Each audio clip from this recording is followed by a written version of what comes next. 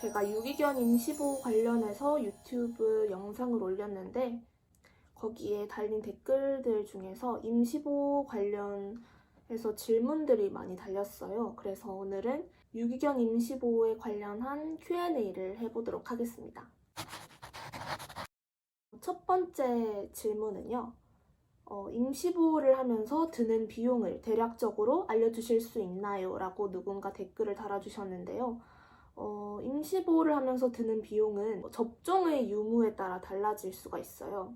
접종이 모두 완료가 된 상태라면 접종에 드는 비용은 따로 없게 될 거고요.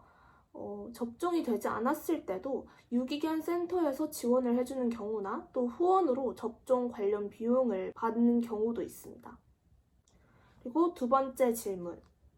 월세, 전세, 요즘 반려동물 가능한 원룸이 있나요? 라고 질문을 주셨는데요. 저는 현재 오피스텔 원룸에 거주하고 있고 방음이 매우 잘 되는 오피스텔이어서 반려동물과 함께 거주가 가능한 오피스텔이라고 보시면 될 것 같습니다. 그리고 세 번째 질문은 자취를 하는 학생으로서 임보를 하고 싶은데 몇 시간 정도 집을 비우는 게 가능한가요? 라고 질문을 주셨습니다. 저도 현재 대학생이고 방학 때 한 번, 학기 중에 또 한 번 해서 총 2번 임시보호를 했는데요. 사실 임시보호가 가능할 수 있었던 이유는 코로나로 인해서 비대면 수업을 했었기 때문에 임시보호가 가능했다고 생각합니다. 비대면이 아닌 대면으로 수업이 진행됐었다면 저는 임시보호는 불가능하지 않았을까라고 생각하는데 집에 저뿐만이 아닌 다른 가족 구성원들도 있으면 집을 비웠을 때 또 다른 누군가가 강아지를 봐줄 수 있기 때문에 그거는 상관이 없어요. 근데 저는 지금 자취를 하는 대학생으로서 1인 가구이기 때문에 강아지를 돌볼 사람은 저밖에 없으니까 집을 비우면 강아지가 그때는 혼자 있어야 되는 상황이 되는 거죠. 저도 임시보호를 하는 기간 동안에는 친구들이랑 약속을 최소한으로 잡고 또는 저희 집에서 다 같이 모여서 강아지랑 함께 노는 시간을 많이 가졌습니다.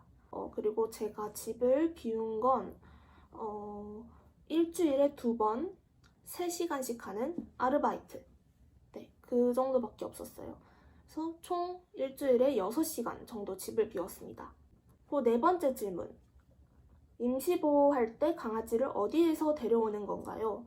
이거는 임시보호를 어떻게 처음에 신청을 하는지에 대해서 물어보시는 것 같은데 저 같은 경우는 학교 중앙 동아리인 유기견 봉사 동아리에 들어가서 유기견 센터에서 봉사활동을 하다가 임시보호에 대해서 우연히 알게 됐는데 그냥 임시보호? 하고 인스타그램에 임시보호를 검색을 해봤어요. 근데 생각보다 엄청 게시글이 많이 뜨는 거예요. 검색창에 임보급구, 임시보호, 임보구함, 임보구해요 등 이런 태그를 검색을 해보시면 게시글이 엄청 많이 뜹니다. 그 중에서 제가 감당할 수 있는 정도의 아이를 데려오시면 됩니다. 저는 그때 그나마 가까운 지역에서 임시보호를 구하고 있어서 먼저 DM으로 연락을 드렸고 제가 직접 이동 봉사를 구해서 함께 강아지를 데리러 갔었습니다. 가장 대표적인 유기견 어플이 있는데요. 바로 포인핸드라는 어플입니다. 이 어플을 보시면 먼저 홈에는 이렇게 입양 소식도 올라와 있고 보호소랑 실종된 강아지들 공고도 올라와 있고요. 가장 중요한 것, 저희가 보셔야 될 가장 중요한 것은 카테고리는 스토리를 보시면 됩니다. 여기 스토리에 보시면 입양해주세요, 임시보호 요청, 이동봉사 요청 이렇게 있는데요. 이 중에서 임시보호 요청에 들어가시면 지금 임시보호를 구하고 있다는 공고가 많이 올라와 있습니다. 이 중에서 선택하셔서 아이를 데리러 가시면 되시겠죠? 5번째 질문. 이것도 의외로 한 번씩 있었는데 임시보호했던 현재 강아지들의 근황을 알고 싶다는 댓글도 있었습니다. 지금 다미의 인스타그램은 현재 봄이로 개명을 해서 여기 인스타그램 계정을 알려드릴 거고요. 2번째 하늘이는 그대로 하늘이라는 이름을 사용해서 2번째 하늘이 계정을 알려드릴게요. 6번째 질문.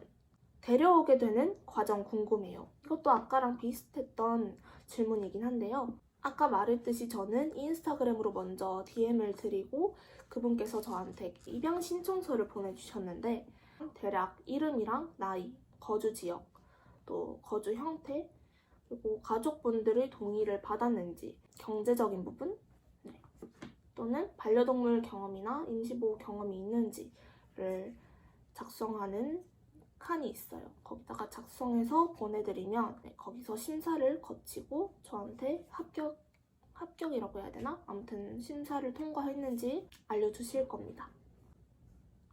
임시보호를 생각하고 계신다면 무조건 모든 가족 구성원들의 동의를 받으셔야 돼요.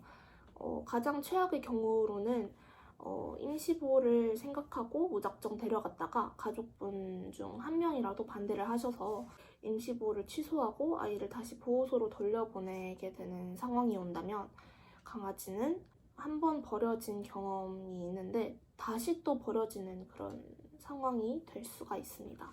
그래서 신중히 생각하시고 임시보호를 결정해 주시면 감사하겠습니다.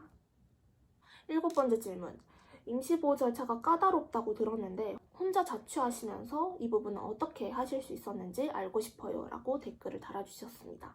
솔직히 1인 가구 또는 대학생을 잘 안 받는 게 사실이에요. 그래서 저도 지금 2번째 임시보호 이후에 또 임시보호를 하고 싶은데 계속 심사에서 떨어지고 있어서 보통은 25세 이상을 심사에서 통과 기준으로 삼고 있습니다.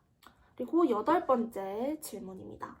1인 가구이시니 집을 비우실 때 분리불안 등의 문제는 없으셨나요? 라고 질문을 해주셨는데 아무래도 저 하나만 믿고 저희 집에서 지내는 아이다 보니까 제가 없어지면, 제가 집을 비우면 불안해하는 건 당연하다고 생각합니다.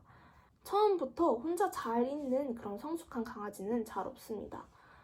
근데 이 부분에 대해서는 충분히 훈련으로 개선될 수 있는 부분입니다. 제가 간단히 설명을 드리자면 제가 했던 분리불안 훈련은요. 먼저 강아지를 두고 3분 정도 집 앞에서 그냥 기다렸다가 들어갑니다. 금방 들어가는 거죠. 그리고 강아지랑 한 5분 정도 함께 있다가 다시 나가서 5분 정도, 아까보다 2분 더 늘었죠. 5분 정도 밖에 있다가 다시 들어오는 겁니다. 이렇게 계속해서 나갔다가 들어왔다가를 시간을 조금씩만 늘려가면서 해주시면 강아지는 어차피 주인은 다시 나갔다가 들어올 거다 이렇게 인식이 될 거예요. 그러면 강아지는 더 이상 불안해하지 않겠죠. 그리고 이런 질문들 외에도 그냥 제가 보충적으로 명심해야 될 것에 대해서 말씀드리자면요. 유기견들은 집에서 생활하다가 버려진 아이들도 있지만 처음부터 밖에서 야외에서 그냥 떠돌아다니던 아이들도 있기 때문에 한 번도 집에서 생활해보지 않은 아이들도 간혹 있어요. 그래서 집에서 대변 실수나 저지레 그리고 입질이 있을 수도 있습니다.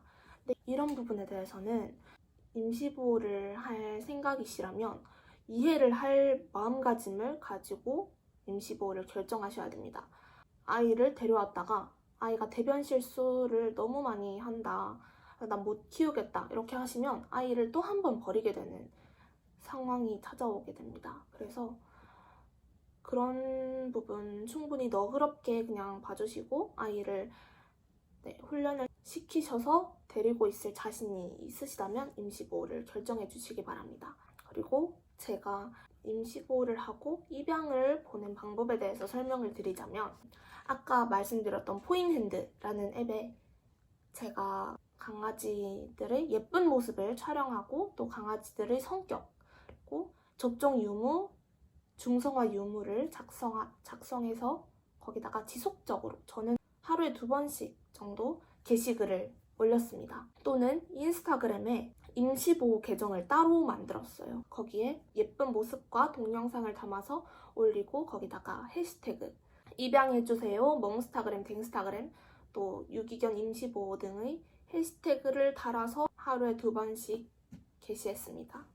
제가 이렇게 영상에 답변 드린 거 외에도 또 궁금한 게 생기신다면 댓글로 작성해 주시면 제가 답변해 드리겠습니다. 이때까지 영상 시청해 주셔서 감사합니다.